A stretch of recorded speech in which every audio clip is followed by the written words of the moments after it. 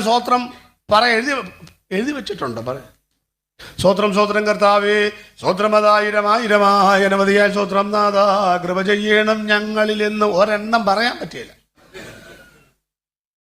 എങ്ങനെ പറയണമെന്ന് പോലും എഴുതി വെച്ചിട്ടുണ്ട്. പിതൃപുത്ര പരിശുദ്ധാത്മാവാന്ത്രിയേക ദൈവത്തിന്മകൾ നിർമ്മലമായ ബോധത്താൽ സ്തോത്രം നാം ചെയ്തിടണം.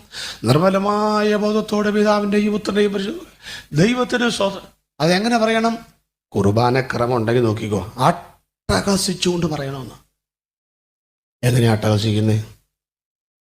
ചെറുതോതിലൊന്നുമല്ല, രാക്ഷസന്മാരുടെ കൊലച്ചിരിക്ക് പറയുന്ന പേരാണ്. അപ്പൊ എങ്ങനെ സ്തോത്രം പറയണം?